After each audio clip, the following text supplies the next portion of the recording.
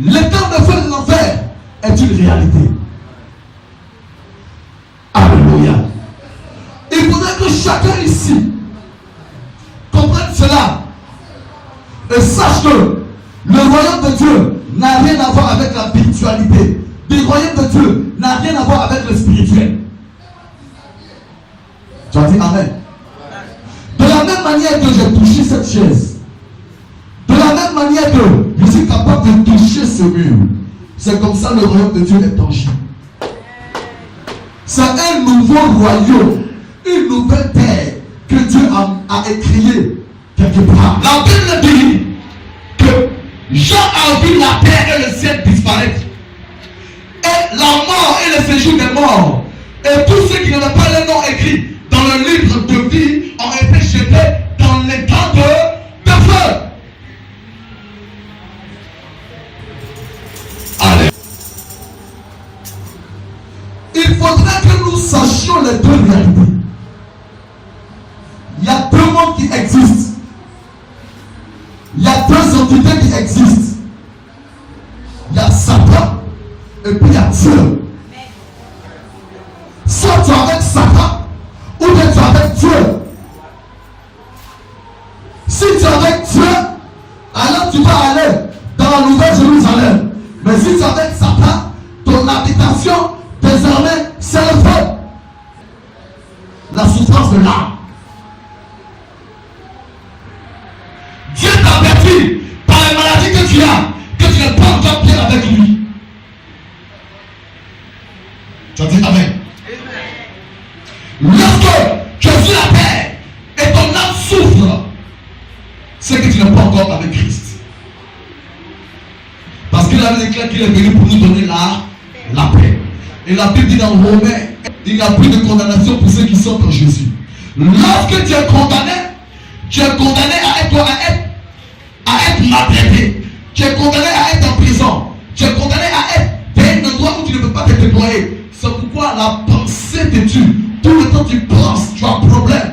Tu penses à ta situation. Tu penses à ton avenir. Ton cœur bat parce que tu es condamné. Et la condamnation t'amène à toujours à réfléchir, à penser à ton mariage, penser à ton foyer, penser à ton succès, penser à ton voyage, penser à ton travail, penser à ton argent. Pourquoi? Parce que tu es condamné. Tu ne vois plus ton avenir. Tu hésites, tu réfléchis. Tu te dis que tu ne peux pas avancer. Tu te dis que tu ne peux pas évoluer. Tu te dis que tu ne peux pas réussir. Parce que la condamnation pèse sur toi. La condamnation dit que ceux qui ne sont pas en Jésus ne vont pas avancer.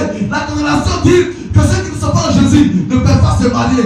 Ah, la Bible dit que ceux qui sont en Jésus ne sont sous le fait d'aucune condamnation. Il a dit dans sa parole que si les oiseaux arrivent à se nourrir, si les oiseaux arrivent à manger, ce n'est pas vous mes enfants que je ne vais pas nourrir, ce n'est pas vous mes enfants qui n'allez pas vous appuyer. Celui-là dit, il dit que quoi? Il dit je prends soin de ce que Dieu m'a donné. Il dit je prends soin de ceux qui sont avec moi. Si les oiseaux mangent, alors vous aussi vous mangerez. Parce que vous êtes avec moi.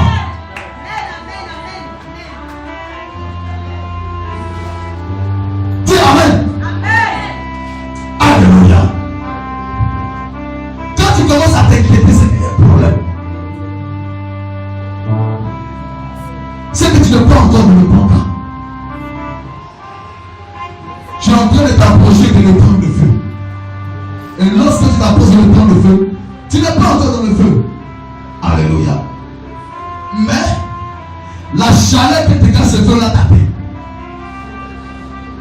Ok?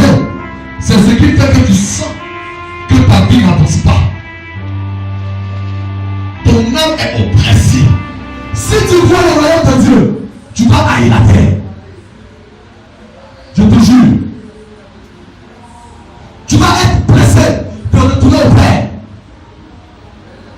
Il y a des choses glorieuses qui nous attendent. Dis Amen. Il y a des choses précieuses qui nous attendent. Dis Amen. C'est plus précieux que le mari que tu recherches. Je vais prier que Dieu te fasse visiter le ciel un jour. Et que tu vois cette gloire que le diable t'empêchait d'avoir. Alléluia. Alléluia. Ne laisse pas le diable te manipuler. Quel est ton choix?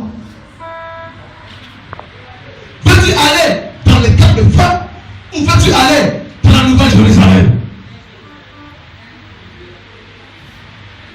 Alléluia. Veux-tu aller dans l'enfer ou veux-tu aller au paradis? Jésus a dit qu'il y avait Lazare le pauvre et le riche. Lorsque les deux sont morts, Lazare est parti où ça? Lazare est parti où? Et le riche est parti où? Ok. Le riche a dit quoi? Il a appelé Lazare. Il a l'enfer, il appelle Lazare. Il dit Lazare, va dire à mes frères qui sont en bas que l'enfer est une réalité. C'est chaud 6 mois ici. Il faut leur dire pardon. Ils n'ont qu'à donner leur vie à Jésus. Parce que ce que je suis en train de vivre ici là, je n'ai jamais vécu, je n'ai jamais cru que c'était réel. Abraham est sorti là-bas. Il dit, hé le riche, quand tu étais sur la terre, on t'a parlé, tu n'as pas écouté. Lazare ne va plus descendre là-bas. Il y a des gens que Dieu a mis qui sont habilités à parler à tes frères. Il y a le prophète Eman, il y a le sacrificateur Romani, il y a les évangélistes de telle église, de telle autre église, il y a tel pasteur, il y a le prophète Esaïe, il y a le prophète Ézéchiel, il y a le prophète Élie, il y a Abraham. Ils sont en bas là-bas. Ceux-là sont habilités à parler. Si tes frères ne les écoutent pas, c'est à leur risque et périr. Donc, vous pensez que quelqu'un va partir en enfer et puis il va revenir vous dire, oh, je suis quitté en enfer, mais vraiment les gars, donnez votre vie à Jésus. C'est nous que Dieu a habilité pour vous parler. Et d'ailleurs, c'est le seul message qu'il nous a dit de vous dire. C'est le seul message que Jésus nous a donné. Tous les autres messages tournent autour de ce message. La Bible dit qu'il y a un seul chemin, une seule personne par laquelle nous devons passer pour atteindre le Père. C'est Jésus de Nazareth. Dans le verset 15, il dit, quiconque ne fut pas écrit dans le livre de vie a été jeté dans les temps de feu. Celui qui n'a pas son nom écrit dans le livre de vie, il n'a rien à faire.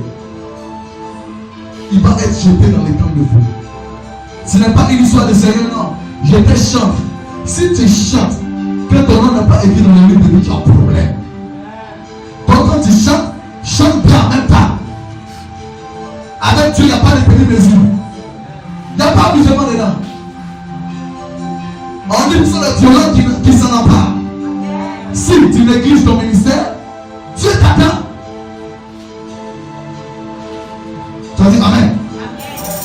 Alléluia. Si tu es à l'église, que tu négliges ta vie chrétienne, Dieu t'attend.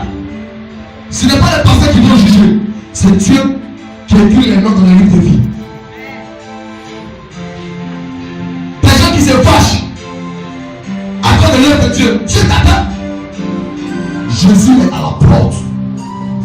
Il est là, il attend son temps. Il est plus réel que mon fils sage que j'ai touché. Et il peut te toucher ce matin, dis Amen. Il peut te remplir ce matin, dis Amen. Que ta vie chrétienne ne soit pas influencée par une quelconque promesse financière ou matérielle. Mais regarde en celui qui bénit. Regarde en celui qui justifie. Regarde en celui qui sanctifie. Regarde en celui qui guérit. Regarde en celui qui appelle. Regarde en celui qui touche. Regarde en celui qui est assis sur le trône de gloire. Regarde en celui qu'on appelle le Seigneur des Seigneurs. La Bible dit même dans les temps de feu, il est là-bas. Il est capable de te prendre pour te retirer. Il a fait ça au temps de Daniel. Il a levé Daniel à peine de gauche dans le feu. Si le diable est en train de te mettre dans le feu, s'il est en train de te faire approcher du feu, il y a une quatrième personne qui est en train de venir vers toi. Je t'annonce qu'il y a une quatrième personne qui est en train de venir vers toi. Je t'annonce qu'il y a une quatrième personne.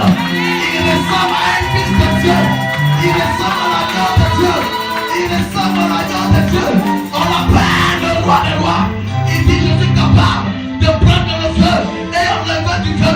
Je suis capable de restaurer, de bénir, de sauver, de guérir, de restaurer, de placer, de positionner, d'élever, de proclamer, de déclarer, de combattre, de Dieu.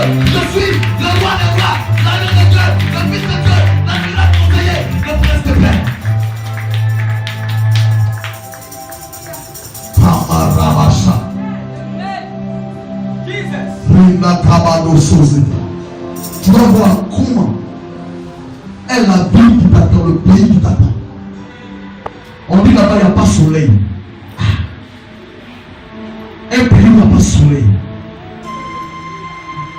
On dit Dieu lui-même, il est la lumière de l'endroit. Il n'y a pas de courant où tu as payé facture à la fin du mois, il n'y en a pas ça. Là-bas, il n'y a pas la fin. Là-bas, il n'y a pas de problème de mariage. Là-bas, il n'y a pas de problème de foyer. Il n'y a pas de problème de cœur là-bas. Il n'y a pas de problème d'argent là-bas. Il n'y a pas de problème de maladie. Là-bas, quand on va là-bas, on ne meurt plus. Quand on va là-bas, on ne souffre plus. Quand on va là-bas, on est en paix. Quand on va là-bas, on est en joie. Quand on va là-bas, on est victorieux. C'est un endroit mystérieux. C'est un endroit de miracle. Il n'y a pas de boiteux là-bas. Il n'y a pas d'aveugle là-bas. Il n'y a pas de blessure là-bas. Là-bas, il n'y a pas de stérile. Là-bas, il n'y a pas de prostate. Là-bas, il n'y a pas de fibrome. Il n'y a pas de cancer de cerveau. Il n'y a pas quelqu'un qui a pu couper. Il n'y a pas le sorcier qui va te tuer. Il n'y a pas ta maman essentielle. Il n'y a pas tout ça là-bas. Il n'y a pas je vais réussir ou je vais échouer. Parce que tous ceux qui sont là-bas ont déjà réussi d'avance. Tous ceux qui sont là-bas sont en paix d'avance. Tous ceux qui sont là-bas sont déjà dans la gloire d'avance. C'est pourquoi si tu es là-bas, le premier signe que tu vas remarquer, quand tu es sur la terre, tu as la paix du cœur.